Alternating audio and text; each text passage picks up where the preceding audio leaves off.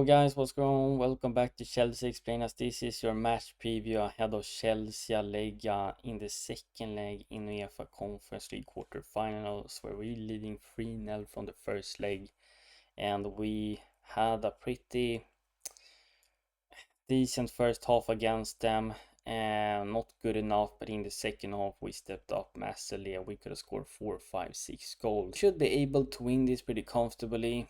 I'm expecting us to rotate heavily again, and we're gonna see similar starting 11 to what we saw last weekend.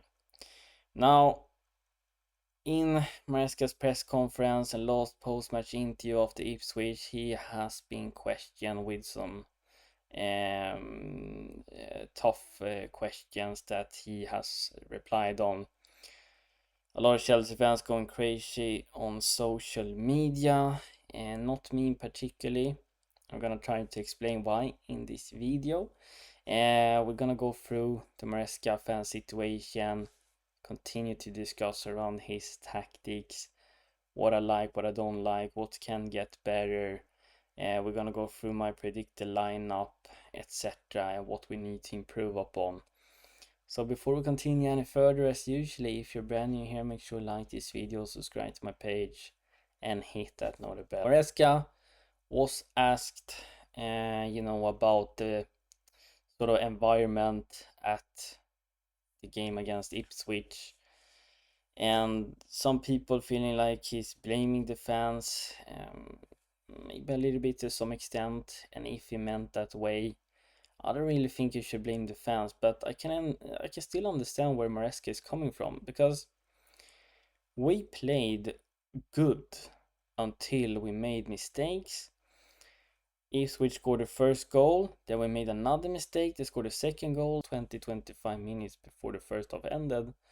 Was really poor, but the first 20 minutes were good. We could have scored a few goals. I thought the urgency, desire, link up play, chance creation were good. The only thing was missing, put the ball in the net. But when Chelsea is going 1-0 and then we're passing sideways, the fans start sort of booing and shouting. I understand, as a fan, you're of course allowed to do whatever you want, unless you literally hurt someone. But you feeling upset, you should be vocal. But at the same time, is it really necessary to boo the team when it's only 1-0?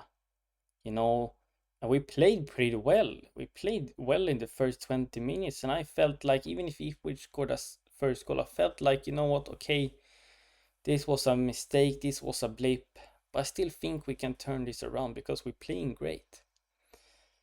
But things just started to get worse, and our team is pretty mentally weak. The owners that has their actions have led to this point, the current state of Chelsea Football Club. Maresca only does what he can do with his experience, but I wish he could show a bit better mentality in some situation, of course.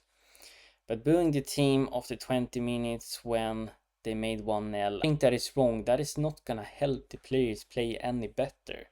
I understand if you're booing the team if you lost, say, 3-0 to Ipswich and the game is finished, or if like 5 minutes to go.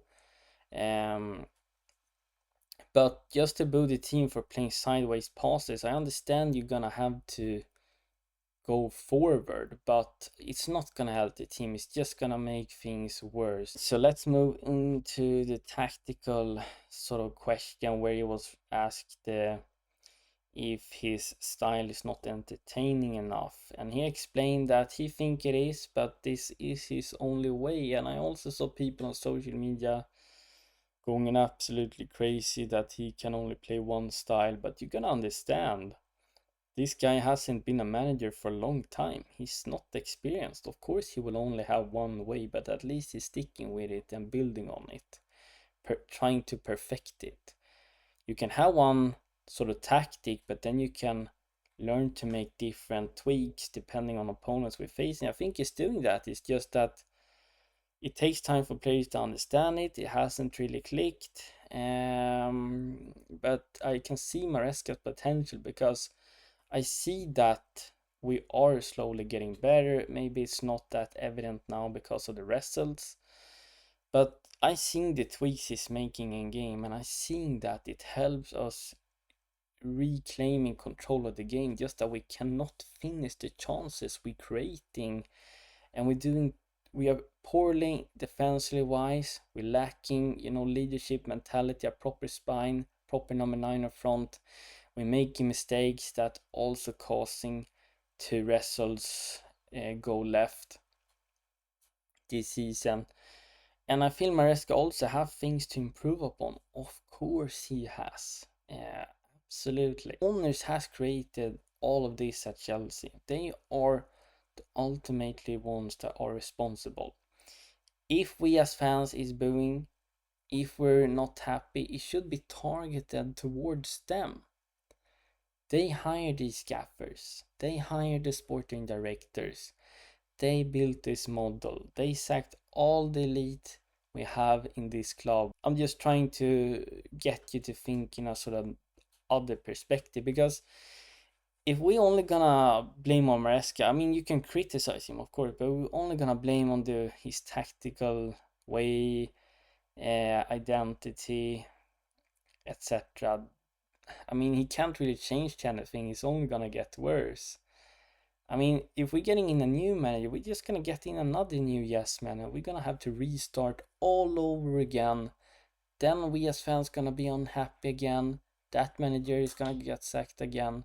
So, you know, the owners has created this situation. If we are unhappy, we should target them to change the model and bring us back to an elite institution. Going back on Maresca, as I mentioned in my previous, videos, I see the potential in him. He's far away from perfect. He's lacking that experience, but I'm seeing the tweaks he's making. I understand his tactics, his positional play. I understand why it can be heavily effective where you're dominating, controlling games, even if it's boring at times with sideways backward passing, which kind of has been an obsession where we are passed the ball sideways and backwards too much against low blocks. We need to, of course, add more braveness and more directness, quicker rotations, quicker combinations. Our attacking principles needs to improve, and our killer instinct in front of goal needs to, of course, improve. But of course, absolutely, I understand fans and maybe you guys' frustration with Maresca, but I would advise you to actually dig really, really deep into his tactics, dig deep into positional play, like Cruyff utilized back in the day, like Pep Guardiola utilizes, and really try to understand the benefits of it when it actually clicks and actually works. But as I spoke in previous videos as well, as long as Maresca not getting the players he needs for the future, I don't think we're gonna become that club that's gonna be ready to fight for titles. Unfortunate. And as long as we don't have a spine, leaders in this squad, it would only take you so far. Let's get into my predicted lineup, and this will be the sort of I will go with against Legia. We're gonna see heavy rotations. The makeshift back three is gonna be Josh Pong tossing Chile. We're gonna have Jorgensen in goal. The pivot is gonna consist of James Malagusto, because Gusto I think gonna invert from the left hand side because we're resting Cucurella. And James is gonna start as a defensive midfielder from the get-go. Kieran Dewsbury Hall we push up into right half space and Kunku into the left half space. George and Neto as wide wingers, and I will actually give Uecl a chance as a striker, because I don't see the point of playing Nkunku there when he cannot play that role. It's better with giving an academy guy an opportunity there, even if he's young and inexperienced, but at least we're having someone that is actually a striker, and I think we're just gonna get more out of Nkunku then. Because playing out front, it's just a waste of everyone's time, and there I can feel like Maresca deserves criticism. And this is the tweaks Maresca can make in game depending on what we need. If Legia plays a 4-3-3, maybe we see a double pivot. If they play with a back 5, we maybe see a 3-1-6. We've seen it from very rare occasions, although it will actually look more like a diamond midfield, like Cruyff 3-1-3-3 formation. But I hope you understand it anyway. So against Legia and against Ipswich in the second half, Maresca switched to 2-3-5, where we have two players in, where we have both fullbacks inverting into the midfield. And it just gets the opponent to be completely underwhelmed, both in the midfield and the back line is underwhelmed with the amount of players they have to deal with.